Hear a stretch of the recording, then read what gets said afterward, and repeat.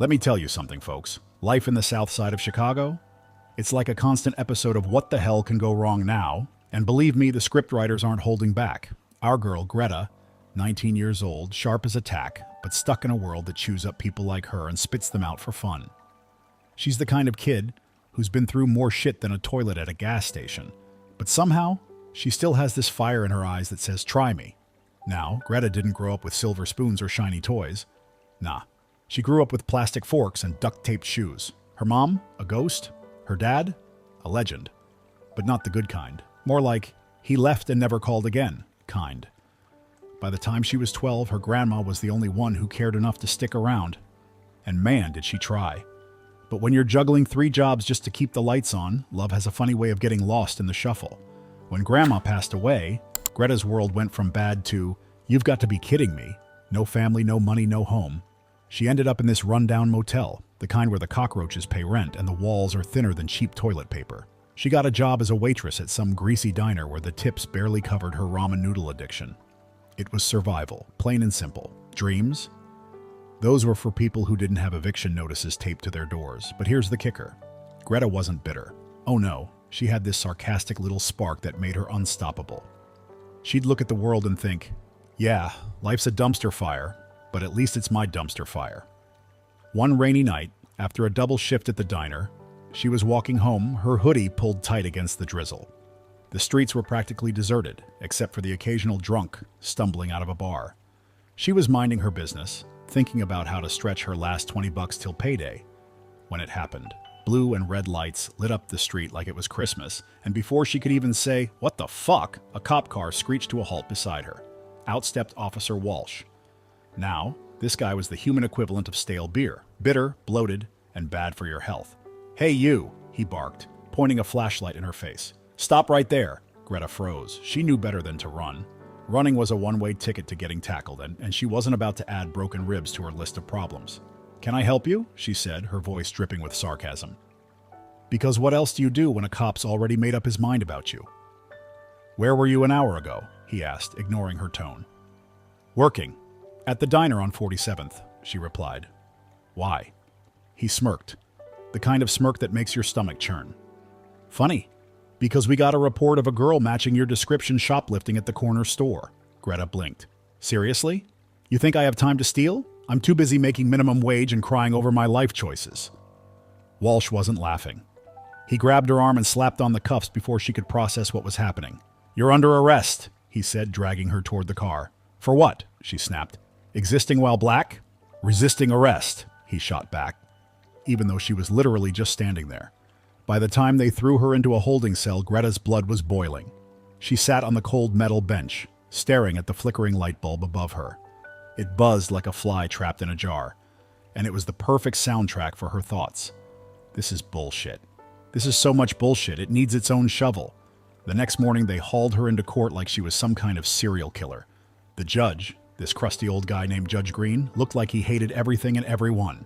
The room was suffocatingly dull, with beige walls and a smell that screamed, "Bad decisions were made here." Greta scanned the room for a friendly face. Nothing. Not even her court-appointed lawyer seemed interested in her case. He looked like he just rolled out of bed and used coffee as cologne. "Your Honor," Walsh began, standing tall like he was auditioning for a TV drama. "This young lady was caught near the scene of the crime. The store clerk identified her as the suspect." "It's an open and shut case," Greta wanted to scream. "Open and shut?" she muttered under her breath. "Try open and bullshit." The judge squinted at her, his eyes like 2 shriveled raisins. "Do you have something to say, Miss... Williams," she said, crossing her arms. "And yeah, I do. I didn't do it." The judge sighed, like he'd heard that one before. "Of course you didn't." The clerk, a nervous little man with a twitchy mustache, took the stand. He kept glancing at Walsh like he was scared of saying the wrong thing. His testimony was shaky at best, but no one seemed to care. The whole room had already decided Greta was guilty. By the time the session ended, Greta felt like she was drowning. The weight of it all, the lies, the injustice, the sheer stupidity, pressed down on her chest like a cinder block. She was losing, and everyone in the room knew it. As the bailiff called for a recess, Greta sat there, staring at the table. Her fists clenched so tight her knuckles turned white. She was alone in this. Or at least that's what she thought. Because just as the judge was about to reconvene, the courtroom doors swung open and in walked someone who would change everything. But that, my friends, is a story for another moment. Courtroom drama? It's like watching a bad reality TV show, except you're the star, and the prize is a one-way ticket to ruin. Greta sat at the defendant's table, glaring at the judge like he was the physical embodiment of every crappy thing in her life. She knew the game was rigged. It always was. Black girl in a courtroom full of white faces. The odds of a fair trial were about as good as her winning the lottery, slim to none, and Slim just left town. Judge Green, with his bald head shining under the fluorescent lights, looked down at her like she was a gum wrapper someone left on his shiny bench. "Miss Williams," he said, dragging out her name like it was a chore just to speak to her. "We've reviewed the evidence, and it's compelling." "Compelling? Are you serious?" Greta muttered, her voice low but sharp enough to cut glass. Her court-appointed lawyer, a guy who looked like he Googled how to be a lawyer 5 minutes before walking in, leaned over and hissed, "Don't make it worse." "Worse?" Greta shot back in a whisper. "What are they going to do? Give me double time for having an opinion?" Officer Walsh strutted up to the stand like he was auditioning for the role of racist cop #1 in some straight-to-DVD thriller. He adjusted his belt, which seemed to be working overtime to hold in his beer gut, and gave the court his best serious cop face. "Ladies and gentlemen," he began, his voice oozing fake authority, "this young lady was found near the scene of the crime, acting suspiciously." "Suspiciously?" Greta interrupted, unable to keep quiet.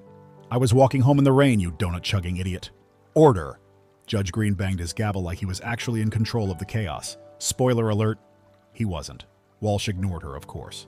"The store clerk identified her as the thief. She matches the description. Case closed." Greta leaned back up in her chair, arms crossed. "Wow. So I'm guilty because I happen to exist in the general vicinity? That's some high-quality police work, Officer Beerbelly." Her lawyer groaned and put his head in his hands. "Please," he whispered, "stop helping." The prosecutor, a woman with the personality of wet cardboard, droned on about circumstantial evidence and reasonable doubt like she was reading off a script she barely understood. Greta wasn't buying it. She could feel the noose tightening, and she wasn't about to go down without a fight. When the clerk took the stand, he looked like a rabbit caught in a trap. His eyes darted around the room, landing on Walsh every few seconds like he was afraid the cop might eat him alive if he said the wrong thing. "Can you confirm," the prosecutor asked, "that this is the person you saw stealing from your store?" The clerk hesitated, his Adam's apple bobbing like it was trying to escape his throat. I think so," he stammered. "I mean, it was dark, and I didn't get a good look, but—" Greta shot to her feet. You think? You think it was me? That's your big smoking gun? I think I'm Beyoncé, but that doesn't make it true." "Miss Williams, sit down," the judge barked, his voice cracking like an old record. Greta dropped back into her chair, but her glare could have melted steel. This whole thing was a circus, and she was the main attraction. She could feel the walls closing in, and for the first time in her life, she didn't have a snarky comment to throw at the universe. Then it happened.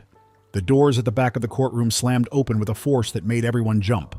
A woman in a sharp charcoal gray suit stormed in, her heels clicking against the floor like gunshots. Her hair was pulled back into a no-nonsense bun, and her face was a mask of pure fury. Every eye in the room turned to her, and for a moment, the chaos paused. Even Judge Green looked like he'd seen a ghost. "Your Honor," she said, her voice cutting through the tension like a knife, "I'm here to intervene in this gross miscarriage of justice." Greta froze. She didn't recognize the woman, but there was something about her, something that made the air crackle like a live wire. The woman walked straight up to the bench, ignoring the whispers that rippled through the room like a wave. "And you are?" Judge Green asked, his tone dripping with skepticism. "Cassandra Blackwell," the woman replied, pulling a badge from her pocket and holding it up for everyone to see. "State Prosecutor." The room erupted into chaos. Walsh's face went pale, and the prosecutor dropped her pen like it burned her. Greta's heart pounded in her chest as she stared at the woman. "State Prosecutor. What the hell was happening?" "I demand this case be reviewed immediately," Cassandra continued, her voice steady but loaded with venom. "The charges against this young woman are not only baseless, they're an embarrassment to this court." Greta's jaw dropped. Who was this woman? And why the hell was she here, fighting for a stranger? The judge stammered, clearly caught off guard. "Miss Blackwell, this is highly unorthodox." "What's unorthodox?" Cassandra cut him off. "Is allowing a case like this to even reach your courtroom. Shall I pull the records, Your Honor? Because I'd hate to have the media see what passes for justice in your court." Boom! Mic drop. The room went dead silent, and Greta could have sworn she heard Walsh's career flatline. Cassandra turned, her eyes locking on Greta for the first time. There was something familiar in her gaze, something that made Greta's throat tighten. "Don't worry," Cassandra said softly, her voice just loud enough for Greta to hear. "I've got you." And just like that, the tables began to turn. If the courtroom had been a zoo before, now it was a full-blown jungle. People whispered like it was a free gossip hour. Judge Green was sweating bullets, and Officer Walsh looked like he'd just seen his career flash before his eyes. Greta? She was sitting there, trying to figure out what the hell just happened. This sharp-dressed stranger, State Prosecutor Cassandra Blackwell, had just stormed in and hijacked the entire circus. Cassandra didn't miss a beat. She planted herself in front of the bench, heels clicking like she owned the place, and stared down the judge. "Your Honor," she said with the kind of calm that could make a hurricane feel insecure. "This case is a joke, and you know it. I've reviewed the evidence. What little of it exists, and it's clear this is nothing more than a thinly veiled attempt to railroad an innocent young woman." Greta blinked. "Innocent young woman? Is she talking about me?" Judge Green cleared his throat, fumbling with his gavel like it might save him. "Miss Blackwell, you have no jurisdiction here." "Oh, I think you'll find I do," Cassandra shot back, a sly smile creeping across her face. She reached into her leather briefcase and pulled out a stack of papers, slapping them onto the bench. "Motion to dismiss. Effective immediately." The courtroom gasped. Greta tried not to laugh at the drama of it all. Damn, this lady came in swinging. Walsh finally found his voice. "This is outrageous," he barked, stepping forward like he was about to physically remove Cassandra from the room. "Your Honor, this woman has no business interfering with my case." "Your case?" Cassandra turned to him, her tone dripping with mockery. "Is that what you call this farce? Because from where I'm standing, it looks more like a vendetta." The tension in the room skyrocketed. Greta watched as Cassandra took a slow, deliberate step toward Walsh. The man looked like he was about to combust. "Tell me, Officer Walsh," she said, her voice sweet but deadly, "how many other suspects have you arrested this month based on I think she looks suspicious? Or is this a new hobby for you?" Walsh's face turned redder than a traffic light. "That's not how it happened." "Oh, really?" Cassandra raised an eyebrow. "Then perhaps you can explain why you failed to secure any physical evidence. No fingerprints, no stolen goods, no surveillance footage? Because if there is evidence, I'd love to see it." Silence. Dead, awkward silence. Walsh shifted uncomfortably, his hands twitching like he wanted to reach for his radio and call backup. Greta couldn't help herself. She leaned over to her clueless lawyer and whispered, "This is better than cable. All we need is popcorn." The judge, clearly overwhelmed, rubbed his temples like he was trying to will himself out of existence. "Miss Blackwell," he said, his voice cracking, "this is highly irregular." "So is prosecuting an innocent teenager," Cassandra interrupted. "But here we are." Greta had no idea who this woman was, but damn, she was good. Watching her dismantle Walsh and the prosecutor was like watching a lion toy with its prey. For the first time in days, Greta felt something she hadn't felt in years. Hope. Then came the bombshell. Cassandra walked back to the defense table and placed a hand on Greta's shoulder. "Ladies and gentlemen," she said, turning to address the courtroom, "this young woman is not a criminal. She's a victim of a broken system, of racial profiling, and of people like Officer Walsh who abuse their power." Greta felt her throat tighten. She glanced up at Cassandra, confused and a little scared. Why does she care so much? What's her angle? And then it hit her. Cassandra looked down at Greta, her eyes softening for just a moment, and whispered, "I'm your mother." Boom. The world stopped. Greta's heart felt like it skipped a beat and then another, before slamming against her ribcage like it was trying to escape. "Mother?" "What?" Greta croaked, her voice barely audible. The courtroom was dead silent, every single person holding their breath like they were waiting for the next shoe to drop. Cassandra knelt down so they were eye level. "I'm sorry," she said, her voice breaking for the first time. "I know I don't deserve your forgiveness, but I'm here now, and I'm not going to let anyone hurt you again." Greta didn't know whether to laugh, cry, or scream. "You're my mom?" she whispered, her voice shaking. "You left me." Cassandra's face crumpled. "I made a mistake. A horrible, unforgivable mistake. But I promise you, Greta, I've spent every day since trying to make it right." The courtroom exploded into chaos. People whispered, gasped, and pointed, as if they'd just witnessed the plot twist of the century. Walsh looked like he was ready to pass out, and the judge was frantically banging his gavel, yelling, "Order! Order!" But Greta didn't hear any of it. Her world had been turned upside down in the span of 10 seconds. All she could do was stare at Cassandra, her mind racing with 1,000 questions she didn't even know how to ask. And just like that, the game changed. The courtroom had officially gone nuclear. The judge was hammering his gavel like it owed him money. Walsh was stammering something about misconduct like a third-rate villain caught mid-scheme. And Greta? She was frozen, staring at Cassandra as if the woman had just announced she was from Mars. "My mother?" Greta finally managed to choke out, her voice thick with disbelief. "Are you joking right now? Is this some kind of twisted joke?" Cassandra didn't flinch. "I know how it sounds, Greta, and I know I have no right to ask for your forgiveness. But I am your mother, and I'm not letting them destroy your life." Greta felt like the floor was tilting under her. This woman, this stranger in a power suit, was claiming to be the mother who had disappeared without so much as a goodbye. "You don't get to walk in here like some superhero and just fix everything," Greta hissed, her voice low but shaking with rage. "Where were you when Grandma died? When I got kicked out of school? When I was sleeping in a motel that smells like rotting cheese?" Cassandra's face twisted with pain, but she didn't back down. "I was wrong, I know that. But I've been watching, keeping track, trying to find the right time to come back. And when I saw your name on this case," her voice cracked, but she swallowed hard and kept going. "I knew I couldn't stay away any longer." Greta wanted to scream, but there wasn't time. The judge's voice cut through the chaos like a rusty knife. "Miss Blackwell, if you're done derailing my courtroom, we need to address the matter at hand." Cassandra straightened, her mask of calm sliding back into place. "Of course, Your Honor. Let's address it." She turned to the bench, her voice sharp and steady.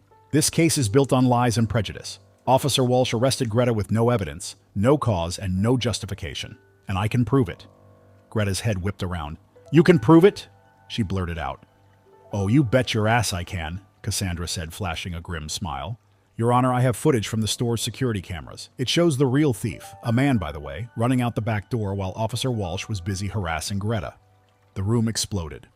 Walsh's face went ghostly white, and he started sputtering like a broken car engine.